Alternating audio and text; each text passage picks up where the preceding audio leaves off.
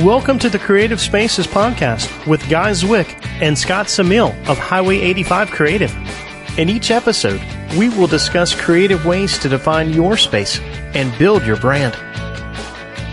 Welcome back, and thanks for joining another edition of the Creative Spaces Podcast. I am Scott Samil, your co-host, a friend, longtime friend, and part-time client of Highway 85. I'm joined with the creative genius himself, Guy Zwick. The sober co-host. And his sidekick,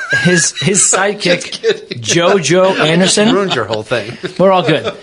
So basically, welcome to another edition of our show. And I'm with Joe and Guy, and we're just going to jump into this session. Today we're going to talk, and it might sound vanilla up top, but we will dig down deeply right after that. Just design in trade shows.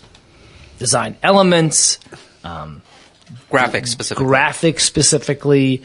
The type of mentality, the take you have when you have to design, say, vehicle graphics versus trade show graphics versus retail. But basically, are there trends in the industry? So all things design, graphic design specifically, as it relates to, well, trade shows primarily, and then perhaps even some retail spaces, correct? Yes. So the first topic we had listed, Joe, what was that topic we wanted to kind of hit first? Our favorite design elements. All right, so Guy, let me flip to the Guy real quick. So here are some of the talking points we want to sort of jump into, Guy. We have these common design trends, and we have favorite design elements, and we have sort of differences in design for retail, trade show, and vehicle. Which one do you want to tackle first?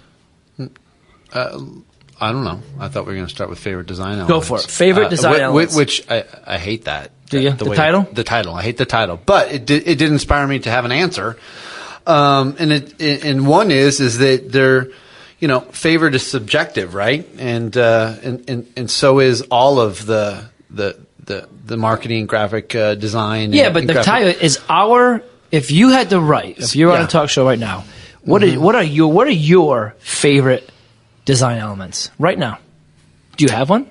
My favorite design element from a trade show standpoint is anybody who has stepped out of their brand guideline and made a statement at a show and treated that as a unique, free standing event. So, when they've stepped out of the norm, and then when they look out of the norm in that environment, is what I would say is a design element in general terms. I'm not giving you specifics yet, but in general terms, that I like personally. Okay. Personally. Joe, want to add to that all for you? I'm feeling colors these days, like bright, bold colors that you don't see on everything. I'm digging that. Like at our booth at Exhibitor this year, we did like a color scheme that we don't ever do in any of our other marketing, and it was really bright, vibrant colors with just a crisp white background that really stood out on the show floor. And that kind of visual like that, I'm really digging these days. It's from a general fan of branding, it's always interesting because some brands feel like their color palette and their logo and their design guidelines that those are sacrosanct. You can't change that. You can't have some fun with that. And other people feel like, well, a trade show is a chance for you to go out there and your logo is your logo, but fool around, have some fun. And I think the personality of the owners come through. And there are some times when you're trying to build your brand, you want to stay very, very consistent. But at a trade show where it's a one-off, personally, I like it when brands take chances and try to have some fun things. Because in the end of the day, you remember the name of the company, but that's it. No, and in essence, I like to give the Chick-fil-A example. On billboards. When you've got the funny cow popped out on the big billboard, that type of thing is what a trade show is supposed to be about too. You've got this giant billboard that you're trying to get all this traffic coming by's attention.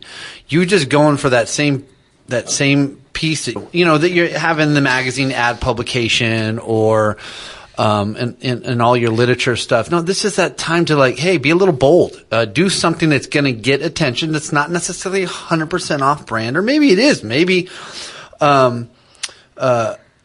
but you have a special audience in a lot of these shows too. that you should consider as well. So.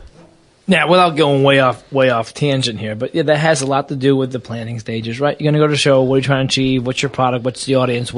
If the main part of your being there is to get people to recognize you and have a conversation, then do that in the best way. But sometimes that means go a little bolder. Let me tell you a small story, and I don't remember it wasn't a client. I don't remember the company, but it was about 16 years ago.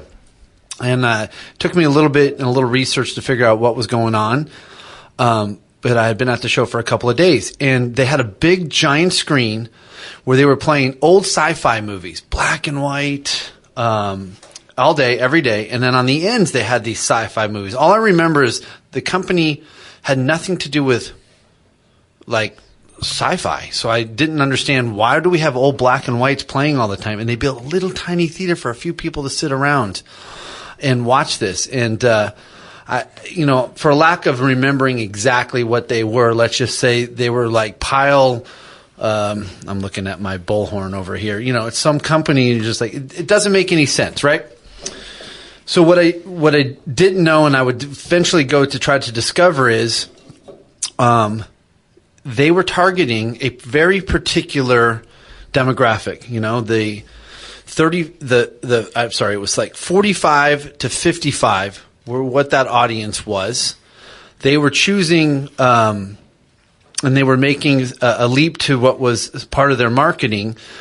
They were basically trying to get the attention subliminally, if you will, of the audience that they wanted to get attention. Well, on top of that, they got a bunch of people's attention going, what the fuck are you doing? It makes no sense. This is something that would have never happened, and you didn't see on their website. They were just experimenting just to try and get attention. Well, they got my attention because after a couple of days, I needed to know more, and I went into space to go, what is going on here? And then my first takeaway was, well, that's kind of goofy, but yet they got the audience they wanted. They got my attention. So I guess that's what my answer is. I like design elements that make you go, Isn't there a song, right? What is this? What's happening Well, here? what's that song? Things that make you go, There's a song from like the 90s. We'll have to splice that in. So, I mean, there you go. And that's a good answer. So it's very subjective, and you went off of the graphic part of it and more into the experiential part. No, I did, but it's the same thing. It's if Nike has done this giant image, of, well, there's an example of, if you were at a trade show and they decided to have say his name for me. Colin Kaepernick. Thank you. Kaepernick. It just on a giant billboard right there in the middle, just to make everybody talk about, everybody get you know what I mean? Those are, I'm picking something that's an extreme, and they did turn it into something, but you can do that kind of stuff on a small level. And as you were pointing out, I believe in that. It's a place to take some of those chances, and if it doesn't work out, you just rip the Band-Aid off and you try something else. Instead of having to run some kind of 6-month-long marketing campaign to see if this new change works or not, you get that 6 months and 3 days at a trade show, and if it didn't work, you're done with it and move on with your life instead of making branding mistakes for a whole year. Yeah. Yeah, it is a proving ground. To me, let's say no one knows who you are, and you have a plan in place for these next 5 shows over the next 18 months. Then you want to have some consistency. Then you want to build brand off that. But if it's a one-time thing where you just got to show up and make noise, there's no way you're going to make noise if you're not going to be. If you're being quiet. To your earlier point on one of these other podcasts, go way minimal or go crazy. Just don't get stuck in the squishy middle. Yeah, don't be safe. And if we want to segue into common design trends in trade shows, sure. Right from there, a common design trend in trade shows is to wait to the last minute to do your trade show design and just regurgitate what the norm is off of your palette and your branding guidelines and what you're currently doing, right. And not put enough thought into how to stand out at the show, how to map to all your success criteria at that show. I'm surprisingly, people wait way too long to make that the priority, and I know because it's the last thing that shows up on. We can design a booth, we can sell in the booth, we can do all the pre-work for the show forms. We're building the booth. The artwork will be the last thing that's provided to us. when, let's face it, it should be the most important. It's actually more important than the booth structure. It should be on the front end. You should be mapping the messaging, the graphic, the what you want to achieve and how you want this thing to come to life. And then take it to an example to a smaller side. Look at just a trade show in the box, a 10 by 10. I preach all the time. It doesn't matter what your structure is. At that point, you have this tiny little 10 by 10 space. Right. So who cares if the pop-up's aluminum or if it's plastic and how it goes in the package? And okay, that kind of matters, but throw that all away. What is the messaging? What are you doing with that minimal space you have? Because you just got a 10 by 10 little area, maybe a little banner, very limited to make an impact. Put your focus in there. Not on the structure, not on anything else. Get the right person with the right message and the right image to get attention, and boom. Yeah, okay, I'm with you. You know what I'm saying? I do. I'm with it's you. more important. So why is it the last thing that shows up to the trade show company is your artwork? That's so true. Like as a person with Highway 85 who's not really involved in the process of the client side of things, I hear so often, "Hey, this booth ships in 3 days. Do we have artwork yet?" Yeah. Like, when you guys did Exhibitor Live, are you drinking your own Kool-Aid here? Did you actually wait until the last second, or did you actually part of the whole? Be honest here, because it happens to everybody. Yeah, we waited till the last. No, so let's be sympathetic. This year we were a lot better than last year. No, we were, but let's be somewhat sympathetic to the client who's going to have multiple people having to approve and got to get it through branding. You only have a couple of designers, or you have no designer, and you have to use all these other factors that come into play. But on top of that, what I will say is then the next part of giving you some data of what we see on the broad amount of clients that come in, over half of that end up just regurgitating very much the same stuff that could have been given from the get-go. Yeah. There's no creativity whatsoever. You're just copying what they have everywhere else. So, it's one thing to be waiting to the last minute and to see this, wow, these guys have just, I'll give GoDaddy the example. They come with early ideas. They are going to shape it all the way to the end. So it's never what they started with, but they were working on the front end with something. Okay. And when it comes out that back end, it's amazing. Okay. So it's okay to wait for the last minute. You see this like, hey, these guys put a lot of thought, a lot of effort, and this is cool. As opposed to you wait, and you go, oh, that's the same thing on your website, homepage? Okay, yay, you could have given me that, I'm with you. It's true. I've loved the branding on every single project we've done for them. And every single one's been different, and I've loved all of it. So, so sorry, what was our... No, that was good. We were talking about design trends, and you talked about... execution. I want to talk about design trends as an execution more so than... It needs more attention. And then... I think from a design trend standpoint too, the small things matter. I've had some meetings in the past 6 months, and it's an odd little trend is just like coming back and wanting the hierarchical messaging to have it's missing things. Going too broad and not getting specific with demos, or there's just been not a it's just not enough thought put into the trade show graphics. Random question for you. Do you see collateral anymore at trade shows? Like actual physical pieces of collateral and a lit rack? Do you see that anymore? Yes. What do you feel about that? It's on the rise. Really? It went away in your little USB, sure. Or just you hand someone or the URL, what's the... Anyways, you just... The URL code, a QR code, like a QR code, which just gives them the link, and they can go download their, their data sheets and all that kind of stuff.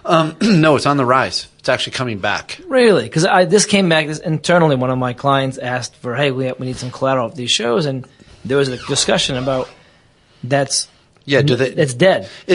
Is it dead in the sense that it got to the point where someone's walking around with a giant bag full of all this stuff that they're going to chuck, right? And they're only going to keep one or two little things and eat a Snickers and what's left in the bag and throw the rest away, right? But now there's a lot less of that going around. Okay. So The other thing is that people are bringing less. So I just had this discussion with a client who is we're building literature racks into the reception or into the demo counters. Okay. And it's put in a way that they want to be able to give it out. They think it's important. I agree with them, with the people, the audience that's going to take those things away, but they're not giving them. They're not just putting them out in a corner and anybody can just grab them. It's a little bit more of a thought to them. But let me ask you. So here's my. But they're not worried about them being thrown away, which was the concern. Like, how much are we spending on this stuff? Yeah. And then again, the giveaways, the lits were, it was full on data sheets where you basically had tons of information on this 2-page, folder. It might be better to have more of a promotional postcard type thing that you can give out. That right? Or can it all depends. Okay, but yeah, I hear you. All right, and then the last one of the other things we wanted to kind of touch upon today was this is actually a graphic design type of question, but just because so I'll just read it off. The differences in design for retail graphics, trade show graphics, and vehicle wraps. Do you guys want to just take that and run with it? Because I'm not quite sure what the difference might be. I know the differences from a end user standpoint, but from a design standpoint, is it worthy of a conversation right now? I mean, why are we talking about that? Why is that important? Let's just use let's use a website, a vehicle wrap, and a trade show graphic, and yeah, I think there is a huge difference. And the problem is it's typically you have one of those elements of a designer who's their primary thought process. So when you got a designer that's doing literature in your website, or your parts catalog, they have a very different perspective on not only building the artwork, but the marketing to it and what they're doing compared to what would go on a car wrap or what would go at a trade show, or even a retail space. But so, with a website and a website design, you have got all kinds of abilities to have way more data piled down into things much deeper that you can't do on a trade show booth.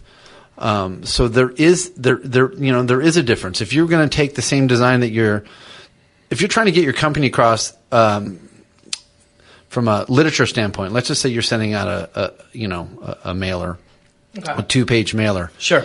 And then you're going to put that on a vehicle wrap. You're going to have, where you're just trying to get someone's attention and some branding awareness as you're driving around that your company's making a drop off, locally or they're just not they're not the same. They're not the same messaging. You don't have the same palette to work with, and the scale of them are much different. So when you're talking about a sign hanging 20 feet in the air with a logo on it, is much different than putting the logo on the front of your website page. Think about this. You know what I mean? Am I not giving enough detail? No, I hear you. No, it's making sense. So let's just say there's like 5 main things a company or a brand is known for. A big swoosh for its Nike or the Just Do It type campaign. There's ways to do that on a website. There's ways to do that on a billboard. There's ways to do it on a car, for example, because different things, lend itself to better emphasis. It's way more difficult than you think to take the company is vision from a website standpoint and move it to a trade show standpoint, right? In a 3D sense, they are not the same thing, right? And that's it is very difficult. And when we get people that don't do a lot of jumping to those two worlds, it's very obvious. Someone sends us a bunch of designs, and a lot of these are agencies, by the way. Yeah, really. Who are amazing at putting ads together and commercials and PR and complete brand guidelines and just awesome stuff. And then they can't map it out on a 3D space. They can't get their heads around it. And it either becomes disjointed and too minimalist, or it'll go to being way too much data, and you're like, no, you can't have all that stuff down, that much data right there. No one's going to stand there and read that. You right to the opposite, where you get to a certain area and you're like, no, this is the moment you have captured them. You're going to have them, and you need to use this whole 8x8 area, and this is where you put all that data you want them to soak in and sit there and read. But you got to trap them. Think of it in that. You got a 3D model compared to one-dimensional, or you can think of it, you got a 3D model compared to you're scrolling up and sideways and moving freely. No, you're going to walk the fuck all the way around this exhibit, go in, go out, sit down. It's very different. It is. Okay. I mean, it comes down to what we talk about all the time. Think about your audience. You know, in all these different scenarios, your audience is going to have different amount of time to spend with you or for you to get their attention. They're going to have different intentions of what they're doing. You know, like right now for us, we're getting ready to print a flyer for our sales guy to leave behind when he's going out on like in-person sales calls. Right. And that has like a whole list of services that we do that's got like 10, 11 things in that list. I'm not going to put that on a vehicle wrap for our company vehicle. Like, people driving down the street aren't going to have time or ability to read a list of 10 things we do. They need like the quick version. Our contact info. You know what I mean? Like, somebody standing there holding a flyer and reading it in person has a lot more time and attention and ability to read a bunch of stuff, whereas somebody driving down the street does not. Fair enough. And let me give you two really simple tactical things. Just because most of the things we're talking about, in the end, you start from you start with the basics, right? And one of them is this. Most companies and designers that we're talking about on the other end don't see that the bottom 40 to 44 inches of a complete exhibit is a waste of space. As soon as you put bodies in a space, that real estate is gone. Can't read it. You're gone. And when you're looking at a rendering in a blank palette, or you're working on some flat art, it's working. When you get to the show and you're like, oh, what happened to all our stuff? I like it. To the opposite, your company's got all this black and all this, and you're doing all this stuff in the sky, and you didn't even think about this, the fact that the hall's black up there, and now, I can see it, but you're blending in. You know, it's a dark hall, and you just did all that stuff that looks great glowing on your screen at you and in the rendering, but it's not the real environment, you know? I mean, those are a couple of simple things, but you forget that is a very different design than just working on print work or an ad in a magazine, you know? Yeah, I like that. Well said. Yeah. There you go. Designed by Guy. Have a great weekend, everybody. Bye-bye now. Thank you for listening to Creative Spaces Podcast. For more information about Highway 85 Creative, visit us at highway85creative.com.